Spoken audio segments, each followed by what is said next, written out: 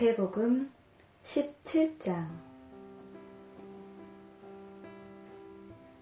6일 뒤에 예수님께서는 베드로와 야고보 그리고 야고보의 동생 요한을 데리고 따로 높은 산에 올라가셨습니다.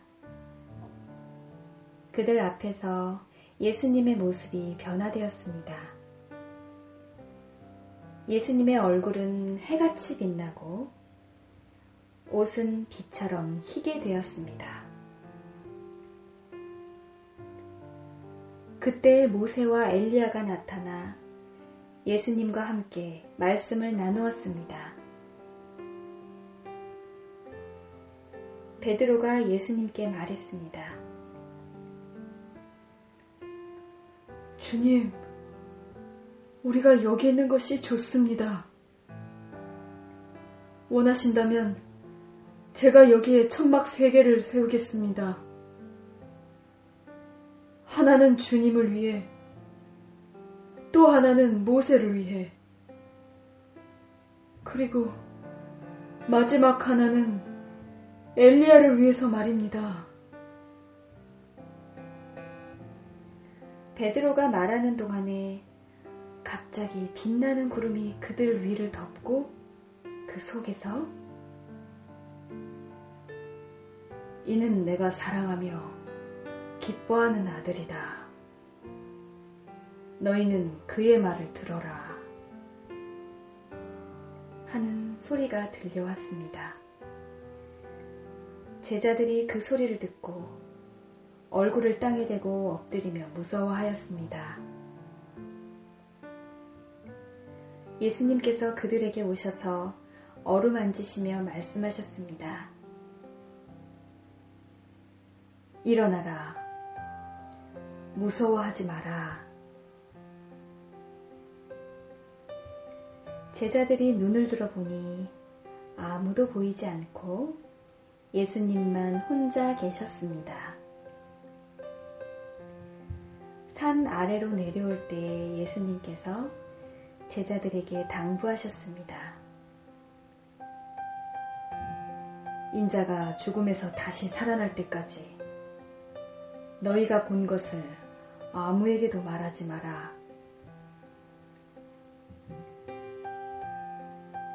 제자들이 예수님께 여쭈었습니다. 어째서 율법학자들은 그리스도가 오기 전에 엘리야가 먼저 와야 한다고 말하는 것입니까? 예수님께서 대답하셨습니다. 엘리야가 와서 모든 것을 회복시킬 것이다. 그러나 내가 너희에게 말한다.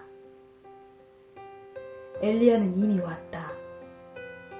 그런데 사람들은 그를 알아보지 못하고 그에게 자기들 마음대로 하였다. 이처럼 인자도 그들로부터 고통을 받을 것이다. 그때서야 제자들이 예수님께서 세례자 요한을 두고 말씀하셨다는 것을 깨달았습니다. 예수님과 제자들이 사람들에게 갔을 때 어떤 사람이 예수님께 와서 무릎을 꿇고 절을 하며 말했습니다. 주님, 제 아들에게 자비를 베풀어 주십시오. 이 아이가 간질에 걸려서 너무나 고생하고 있습니다. 이 아이는 가끔 불에도 뛰어들고 물에도 뛰어듭니다. 제가 이 아이를 제자들에게 데리고 왔었는데 고칠 수 없었습니다. 예수님께서 말씀하셨습니다. 아, 믿음이 없고 뒤틀어진 세대여. 도대체 언제까지 내가 너희와 함께 있어야 하겠느냐? 언제까지 내가 너희를 참아야 하겠느냐? 그 아이를 내게 데리고 오너라. 예수님께서 귀신을 꾸짖으셨습니다. 그러자 귀신이 아이에게서 나가고 그 아이는 즉시 나았습니다. 제자들이 예수님께 따로 와서 물었습니다. 어째서 우리는 귀신을 쫓아낼 수 없었습니까? 예수님께서 대답해 주셨습니다. 너희 믿음이 적어서이다. 내가 너희에게 진정으로 말한다. 너희에게 겨자씨 한 알만한 믿음이 있으면 이 산을 향하여 여기서 저기로 움직여라 말할 것이다. 그러면 산이 움직일 것이다. 너희가 못할 일이 아무것도 없을 것이다. 제자들이 갈릴리에 모여 있었을 때 예수님께서 그들에게 말씀하셨습니다.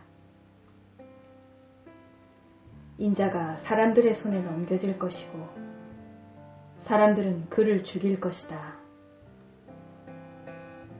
그러나 3일째 되는 날에 다시 살아날 것이다. 그러자 제자들은 몹시 슬퍼하였습니다.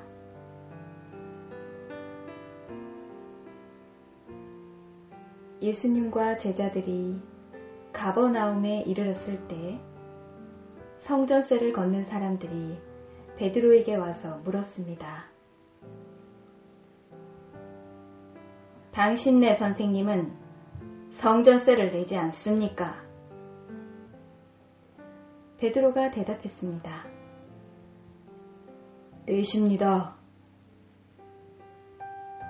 베드로가 집에 들어가자 예수님께서 먼저 말씀을 꺼내셨습니다. 어떻게 생각하느냐, 시몬아?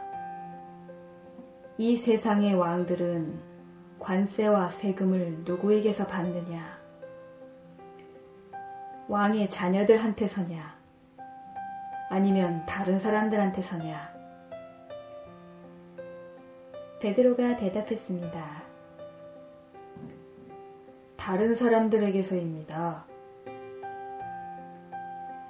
예수님께서 베드로에게 말씀하셨습니다.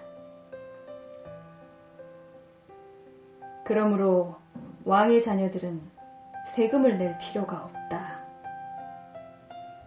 그러나 성전세 걷는 사람들을 자극해서는 안 되겠다. 그러니 호수에 가서 낚시를 던져라. 그리고 첫 번째 낚은 물고기의 입을 벌려보아라. 은돈 1개가 있을 것이다. 그것을 가져다가 성전세 걷는 사람에게 나와 내 몫으로 주어라.